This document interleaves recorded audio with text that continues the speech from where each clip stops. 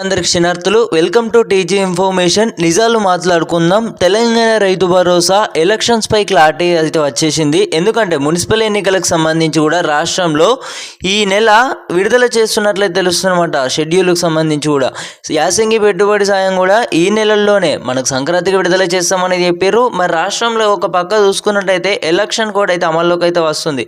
మరి మున్సిపల్ ఎన్నికలకు ముహూర్తం ఫిక్స్ అంటే అయితే ఇప్పటికే చూసుకున్నట్టయితే త్వరలోనే మున్సిపల్ ఎన్నికలకు షెడ్యూల్ ఈ వారంలోగా నోటిఫికేషన్ విడుదల చేస్తున్నట్లయితే తెలుస్తుంది.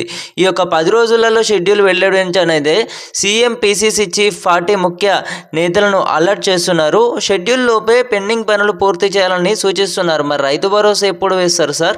ఇప్పటికే చూసుకున్నట్టయితే మనకు యాసంగి సంక్రాంతికి రైతు భరోసా విడుదల చేస్తామని రాష్ట్ర ప్రభుత్వం అఫీషియల్ కన్ఫర్మేషన్ గవర్నమెంట్ కూడా చేయడం అయితే జరిగింది. అయితే మరి ఈ యొక్క వారం రోజులలోనేమో ఈ మున్సిపల్ ఎన్నికలు అంటున్నారు. మరి ఈ కథ ఎక్కడో అర్థమవుతలేదు అన్నమాట. మున్సిపల్ ఎన్నికలు చేసి కూడా నిర్వహిస్తున్నట్లయితే మరి రైతు భరోసా ఎక్కడి నుంచి వేస్తారు? ఇప్పటికే చూసుకున్నట్టయితే రైతు భరోసా డబ్బులకు సంబంధించి రాష్ట్ర ప్రభుత్వం వచ్చేసి క్లారిటీ అయితే ఇవ్వడం అయితే జరిగింది. సో మీరు అందరూ కూడా ప్రశ్నించడం జరుగుతుంది. ఇప్పటికే మరి మీకు తెలిసినట్టు ఇప్పటికే చాలా మంది అయితే ఈ యొక్క ఇన్ఫర్మేషన్ తెలియజేయడం లేదన్నమాట. అందరూ సంక్రాంతికి రైతు భరోసా పడుతుందని అయితే అంటున్నారు. మరి మరోపక్క చూసుకున్నట్టయితే మున్సిపల్ ఎన్నికలకు ముహూర్తం ఫిక్స్ చేసినట్లయితే తెలుస్తుందన్నమాట. ఇక్కడ మీరు చూసుకోవచ్చు అన్నమాట. తెలంగాణ మున్సిపల్ ఎన్నికలకు ముహూర్తం ఫిక్స్ అయినట్లు తెలుస్తుంది. వారం 10 రోజులలో షెడ్యూల్ వెళ్ళబెట్టొచ్చని ఇప్పుడు షెడ్యూల్ విడుదల చేసినట్లయితే ఆటోమేటిక్ ఎన్నికలకు సంబంధించి కూడా ఈ నెల 25లోగా పూర్తి చేయాలని అయితే ఇప్పటికే మనకు అఫీషియల్ కన్ఫర్మేషన్లో కూడా అటు రిలీజ్ చేసినట్లయితే తెలుస్తుంది. మరి ఎలక్షన్ కోడ్ అయితే మరలా అమల్లోకి అయితే ఉంటుంది కదా. ఎలక్షన్ కోడ్ ఉంటే మరి రైతు భరోసా ఎక్కడి నుంచి వేస్తారు సార్? అర్థమైతలేదు అనమాట. ఇప్పటికే చూసుకున్నట్టయితే మన ముఖ్యమంత్రి రేవంత్ రెడ్డి సార్ గారు కూడా రైతు భరోసా అనేది ఈ సంక్రాంతికి విడుదల చేస్తామని చెప్పారు అన్నమాట.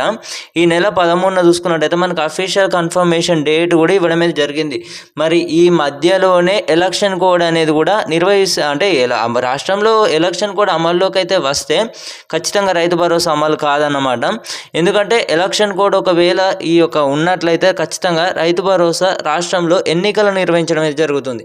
సంక్రాంతి కానుకంగా రైతు భరోసా ప్రతి ఒక్కరైతే ఇదే సాటింపు అన్నమాట. డప్పు కొడుతున్నారు. ఏం తక్కువ శాటిలైట్ మ్యాపింగ్ అనరులకు చెక్ పెట్టేందుకు సాగు భూమికే ప్రాధాన్యం.